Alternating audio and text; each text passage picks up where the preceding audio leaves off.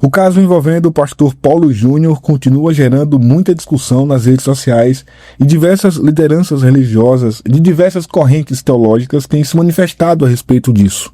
Eu conversei com o pastor Caio Fábio a respeito do pronunciamento do pastor Paulo Júnior e o que ele disse é o que você ouve a seguir. Bom dia, querido Israel. Olha só, eu não tinha pensado em falar completamente nada a respeito da situação por algumas razões muito simples. A primeira é porque eu não o conheço. Nós somos de gerações totalmente diferentes. Quando um começou aí no horizonte de eventos, eu já estava tarlade, cansado disso tudo. Então, eu só vinha identificar o nome dele com a face dele há mais ou menos 1 ano e meio atrás. Eu não tinha nenhum conhecimento a não ser dessa coisa, de que ele estava brigando contra várias pessoas, denunciando todo mundo, que ele era um pouco tipo xerife no patrulhamento dele, tipo assim, um tipo John Wayne nas asseverações. Então, só olhei de longe quando eu percebi e achei intenso demais e desnecessário algumas coisas no nível em que se dizia, mas fiquei quieto aqui, pedindo a Deus que a vida dele transcorresse bem, porque é muito difícil você viver com uma carga daquele tamanho e uma metralhadora giratória em várias direções. Chega uma hora que, se você tem alma, ela não suporta. E se você não tem uma boa alma, ela fica pedrada. E então, foi o que de início eu fiz, só olhando e orando. Agora eu estou vendo as publicações, as falas. Demorei até entender o que estava acontecendo, até porque eu não fui pesquisar. Peguei meses de informes daqui e ali, pequeninos recortes, e deduzi, não sei nem se eu estou correto, apenas deduzi que ele tinha sido afastado por grosseria, por ser muito estúpido no trato com as pessoas, no geral.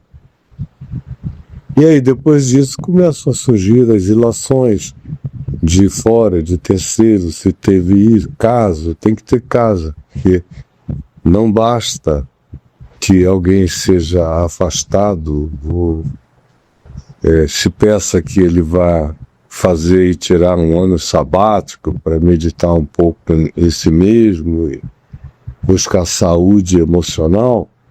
Não basta sem adultério para reforçar, sem um roubo grotesco para justificar, ou alguma outra coisa de natureza moral visível demais.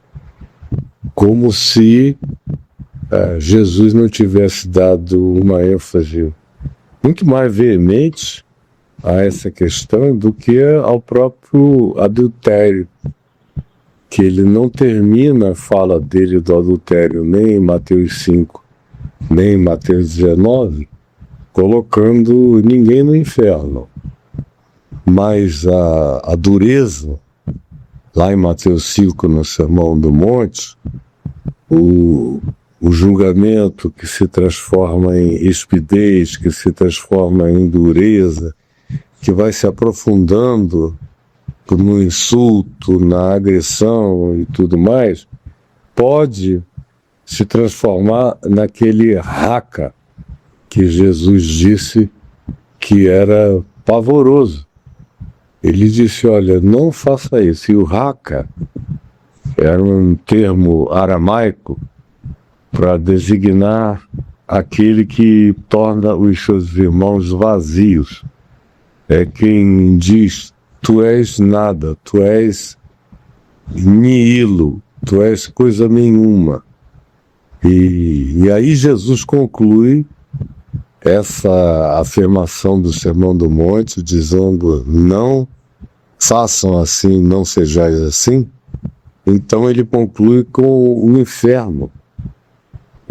Observe e veja que das acelerações de Jesus, das afirmações do Sermão do Monte, a que vem acompanhada de possibilidade de inferno é essa agressão que pode chegar a esse espírito do raca, da desconsideração total para com o próximo, se ele for diferente da gente ou se a gente não gostar dele. Então, isso é grave. Se uma pessoa seja assim, a tal ponto que uma congregação inteira não suporte mais e que haja uma quantidade de histórias, e a família dele também, ele próprio, chegue a um ponto de não se suportar mais. E por uma razão ou outra, só Deus sabe, vem então a público, após ser obviamente confrontado, e confesso que confesso.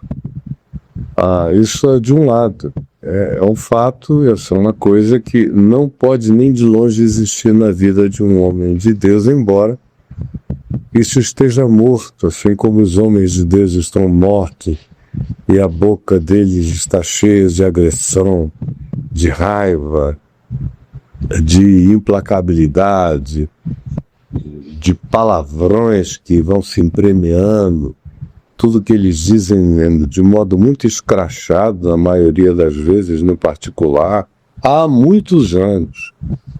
Então, o que está se tornando agora é quase virtuoso. O fato dele ter vivido de maneira tão bruta e agressiva, relacionalmente falando, e ter confessado isso, agora já está quase em processo de beatificação, visando a canonização por uma outra via. Crente é muito, muito exagerado, quase sempre.